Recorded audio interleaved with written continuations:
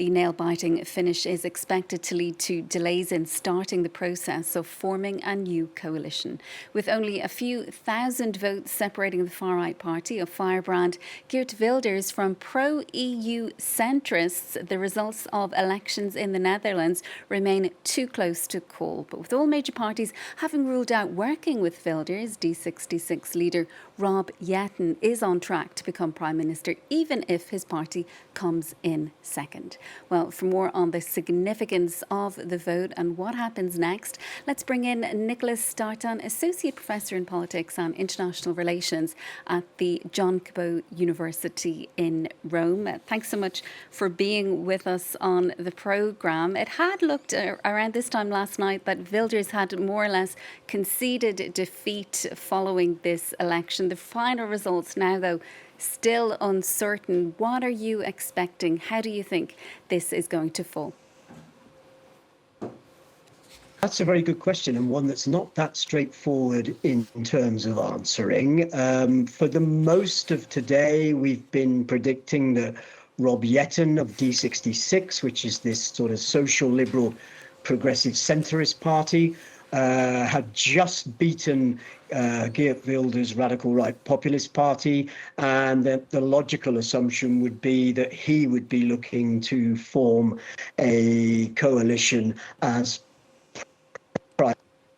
over the last few hours, I think the electoral result has tightened and they're neck and neck, and it's not quite as straightforward as it was earlier in the day. I think the thing with the Netherlands is that we have a very pure system of proportional representation, which means that the number of votes cast is roughly represented across the country in the percentage of seats. And so we've got 15 parties who are going to be represented in the Dutch Parliament's 150 seats. But the biggest parties this time round, which, as we say, are D66, Rob Jetten and the Party for Freedom of Geert Wilders on the populist right, have polled around 17% maximum. So whatever happens, looking at the maths in terms of the parties that have done well, i.e. got more than 10% of the vote, we're going to need at least 4 parties to get a majority coalition sorted out. Now, the mainstream parties, including D66, prior to the election have said that they didn't want to work with Geert Wilders. Remember, he was responsible for pulling the plug on the coalition government earlier this year. So it's going to be a difficult one to work out what actually happens over the next few days and weeks. Remember that the last time we had the elections in 2024, it took almost 7 months to get a coalition. If you were to ask me what do I think is going to happen, I still think it's probably likely that Rob Jetten will become the Prime Minister and look to form a coalition of like-minded political parties from the centre-left, centre-right. There's a possibility that that could work, but you know, it's still pretty uncertain. And this is often the way with Dutch politics when you have such a proportional electoral system with so many parties represented and no party with anywhere near a clear majority.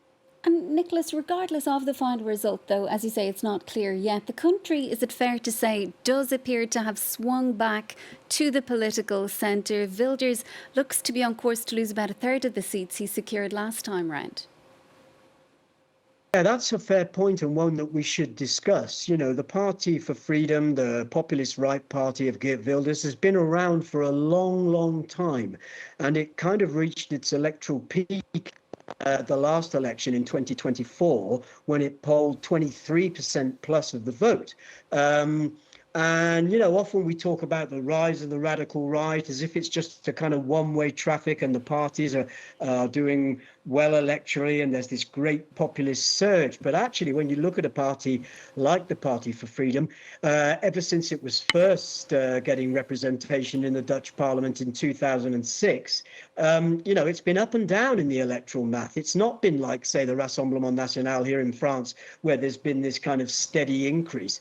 And I think that it's difficult in a country that, you know, we know to be very liberal. It's difficult to kind of get beyond that glass ceiling of for a populist radical right party, and it looks likely that Rob Jetten, if he becomes prime minister, he's openly gay, and he'll become the first gay prime minister if he does become prime minister in the history of Dutch politics. And remember that the Netherlands was the first country to legalize same-sex marriage globally in 2001. So it's a very progressive country in many ways, and that's something that I think Geert Wilders faces as something of a problem as he tries to build his electoral scores, and has tried to build his electoral scores over the last 20 years. So it is a pushback. It is a setback for the radical right. As you say, he's going to lose something like 7% of his electorate. And I don't think many people were necessarily predicting that. And he's not too well known outside the Netherlands. What kind of a leader do you think Rob Jetten will be if he does, as is predicted, become the next prime minister? But I think he's quite a dynamic leader. He's got, a certain sense of charisma. I think one of the reasons he looks like he may well be the winning party is that he came across extremely well in the TV debates that took place during the election campaign. I think he's also been quite savvy about the policies that he wants to push. He's been pushing on the fact that, housing is so expensive in the Netherlands, particularly for the student community there. And I think he's tried to engage with the kind of Generation Z voters, those who are less than 25. And I think they will have voted for him in high numbers. He's pushed on things like green energy, but he's also talked about things that the populist right talk about. He's talked about, trying to make asylum applications, not necessarily more difficult, but trying to make them lodged outside of Europe rather than necessarily before they get to Europe. So he's kind of not been scared to take on some policies that we wouldn't necessarily associate with a kind of social liberal progressive centrist party. And I think this combination of quite a wide policy outlook, but also the fact that he's presented himself, quite dynamically in the election campaign, I think has been the reason why he's probably going to be the leading party when the votes are all completely finished. I think we're about 2% away from finally all the counted. What kind of prime minister, just to get back to your central question, he's going to have to build consensus here. He's going to have to show that he's able to reach out to other political parties, whether it's the Christian Democrats' appeal on the centre right, whether it's the kind of Labour/Green coalition on the left, or whether it's the VVD, Mark Rutte, the former Prime Minister's old party. He's going to have to use some real powers of diplomacy and coalition building to get, a meaningful government coalition off the ground, and one that can command a majority in the Dutch parliament, where the four parties minimum in coalition can agree on a set of policies that can help move the Netherlands forward. Professor Nicholas Startin, thanks so much for being with us on the programme this evening.